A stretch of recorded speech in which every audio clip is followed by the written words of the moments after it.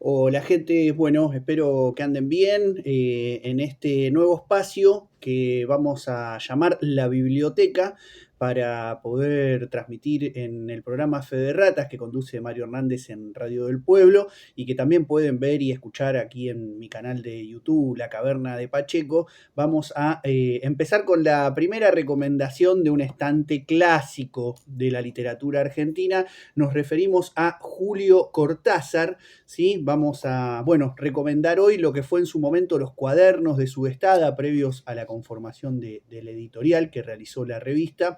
Julio Cortázar, la biografía de Mario Golubov, un libro imprescindible para quienes somos amantes no solo de la literatura, sino de ese género más específico que son las biografías y las autobiografías también, como es mi caso. Así que retomando el aniversario de la muerte de Cortázar, el 12 de febrero, vamos a tratar de hacer hoy un repaso por su vida y su obra, como una forma de fomentar también, de promocionar la lectura en momentos en donde tenemos que escuchar posiciones tan pelotudas como la de Hernán Casiari en página 12 diciendo algo así como que tener 2 horas por día para leer es una cuestión de ricos.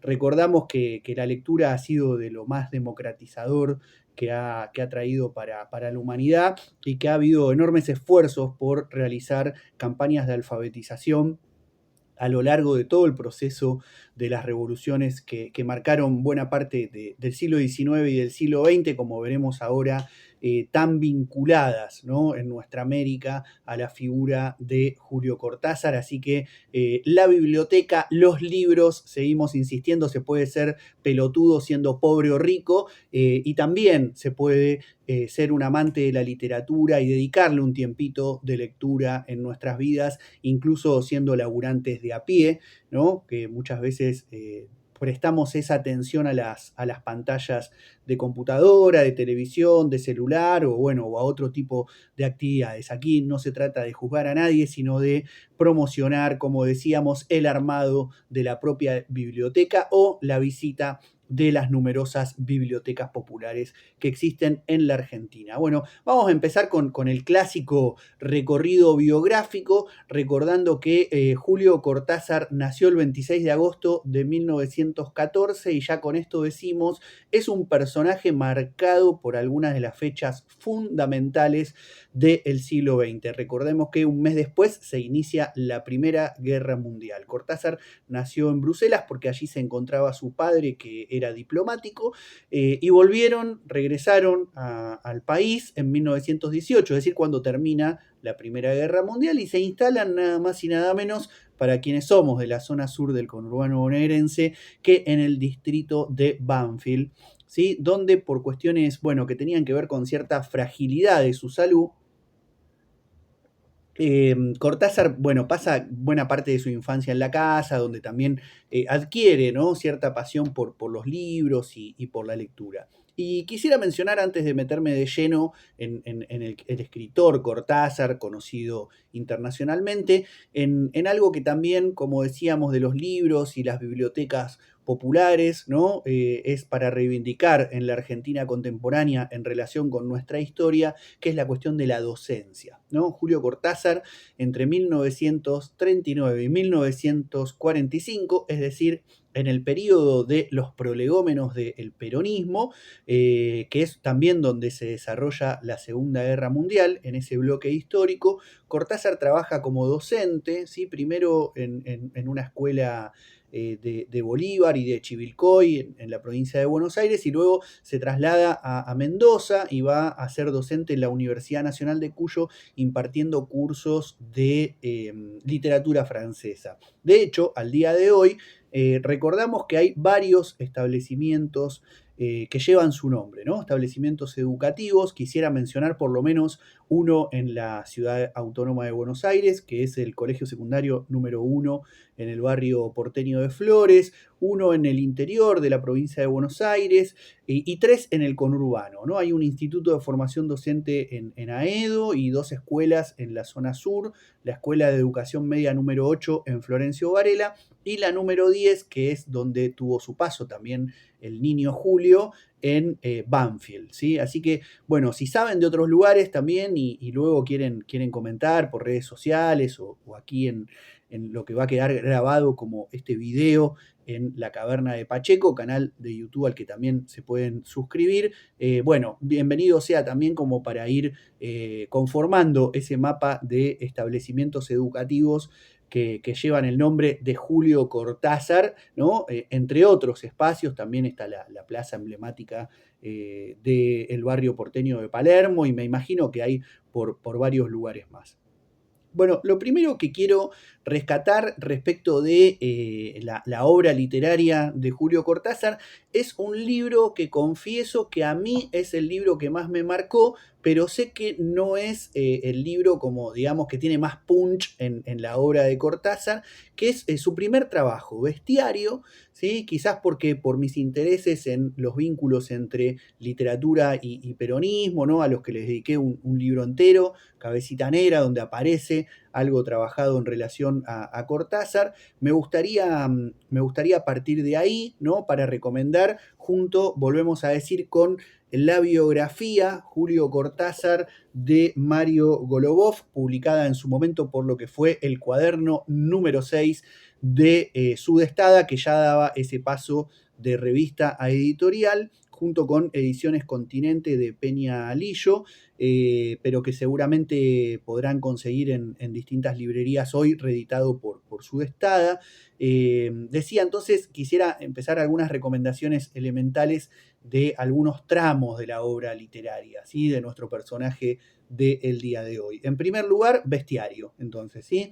Destacar que tenía 37 años ya Julio Cortázar en 1951 cuando lo publicó, así que jóvenes y jóvenes que andan por ahí queriendo escribir con mucha ansiedad para publicar, tengan en cuenta este dato, ¿no? Un Cortázar docente, lector, que recién en 1951 publica con 37 años su primer libro. En ese momento Cortázar se encontraba de algún modo vinculado a la revista Sur, ¿no? Que recordemos, antiperonista en lo político y muy bien posicionada en el ámbito literario, ¿sí? Así que, nada, como supo destacar en su momento Ricardo Piglia, ¿no? El primer peronismo fue contado por la literatura nacional, dice, bajo el modo de la parodia y de la burla, ¿no? Y Cortázar, junto con Jorge Luis Borges, es de algún modo el exponente, ¿no?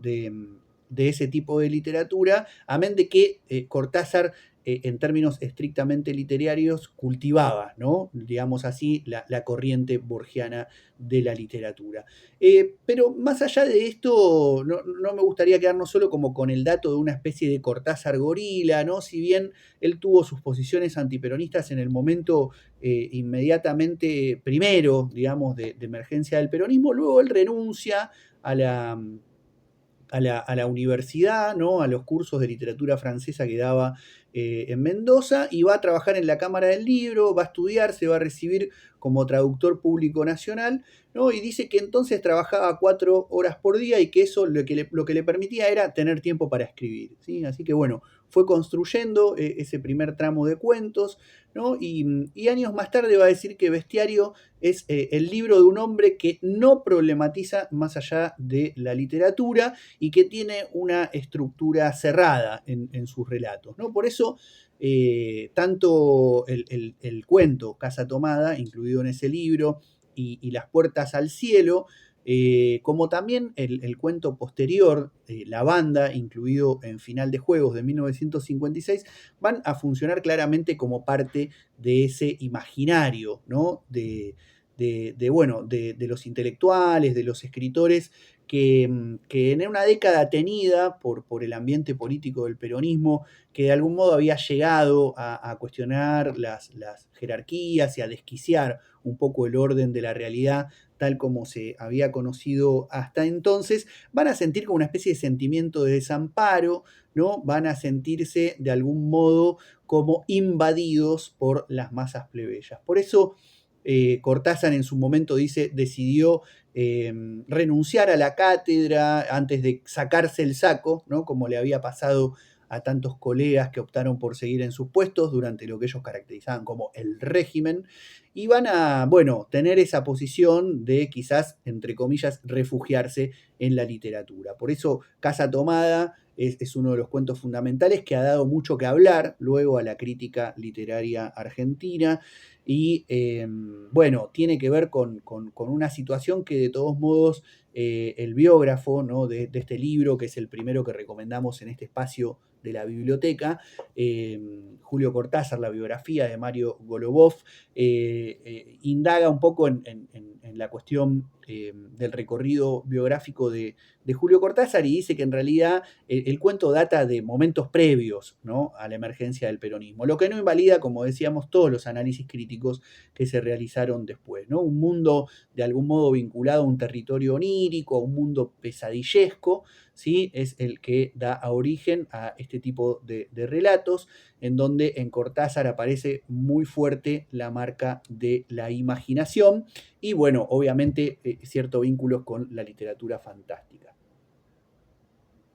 Con estas palabras de Julio Cortázar cierro este primer comentario y esta recomendación de bestiario, ¿no? en este recorrido biográfico por la obra de Julio Cortázar, que dice lo siguiente, ¿no? Dice: cuando escribí mis primeros cuentos era un joven liberal antiperonista bastante exquisito, totalmente alejado del destino de América Latina, incluso de mi propio pueblo. ¿Cuándo cambia eso fuertemente? Bueno, con la Revolución Cubana, a partir del 1 de enero de 1959, donde Cortázar dice que ese acontecimiento lo que le mostró era el vacío político, ¿sí? que tenía en su vida, y se introduce una pregunta importante que tiene que ver con esto que decíamos al inicio también de estas pelotudeces que se están diciendo en estos momentos sobre la cuestión de la lectura, que tiene que ver con cómo no llevar la realidad a la literatura, ¿no? Problema de algún modo abordado por el realismo más clásico, sino, dice Cortázar, cómo llevar los libros a la realidad.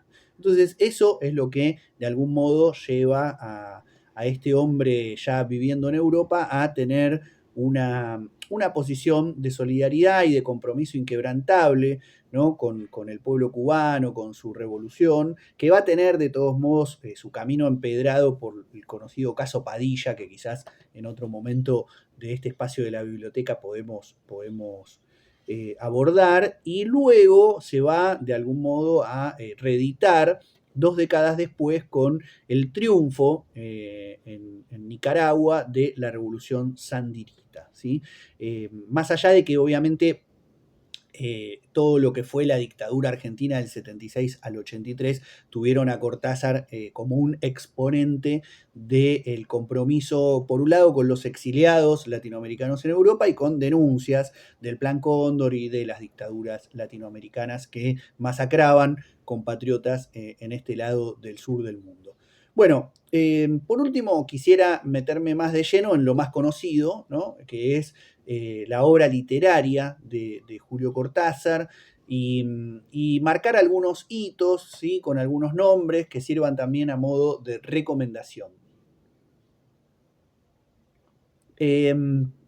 Recordemos o comentemos quizás, porque nunca sabemos, hay gente que quizás se acerca por primera vez porque casualmente escucha algo de lo que aquí estamos planteando, que hay algunas cuestiones, tópicos que marcan un poco la obra cortázariana, hay algo del orden del jazz, del box y del propio territorio de la imaginación que a mí me gustaría como rescatar como de algún modo fuentes fundamentales en la experimentación narrativa de lo que fue su obra. Y ahora, bueno, decir obviamente que escribió, además de las famosas novelas como Rayuela, escribió poemas, escribió cuentos y tuvo algunas intervenciones críticas. Sí, vamos a hacer un poco un breve recorrido anticortázariano, digamos, que sería seguir el orden cronológico tal como se fue sucediendo a través de los años. y plantear, bueno, algunos de sus tramos, ¿no? De producción literaria. Dijimos entonces Bestiario en 1951, recomendábamos fundamentalmente el cuento Casa Tomada y Las Puertas del Cielo. Y bueno, recordar que en 1956 publicó Final de Juego, ¿no? En 1959 Las Armas Secretas y en 1963, bueno, se larga un poco lo que va a ser el boom cortasariano y también cierto boom de la literatura latinoamericana con Rayuela, ¿no? Allí aparecen esos personajes de Horacio Oliveira y de La Maga, y bueno, y todo ese juego también que tiene que ver con desestructurar los modos más clásicos de lectura, las formas de seguir el recorrido tal como está planteado hoja tras hoja, página tras página, ¿sí? Y abrir un poco el camino a lo que son también muchas referencias, ¿no? Que tienen que ver con la música, con la literatura, con la cultura, ¿no? Y con personajes que se encuentran de algún modo no solo tramitando cuestiones del amor, sino también de el andar por las calles, ¿no? Y lo que puede ser un centro de gravedad de una literatura urbana, ¿no? En 1968 publica 62, Modelo para Armar, recordemos también es el año de no solo el Mayo francés, las barricadas de estudiantes y obreros en París, un año antes del Cordobazo en la Argentina, sino también esa rebelión que recorre fundamentalmente Europa, pero también América Latina con las movilizaciones y masacres posteriores producidas en México, ¿sí?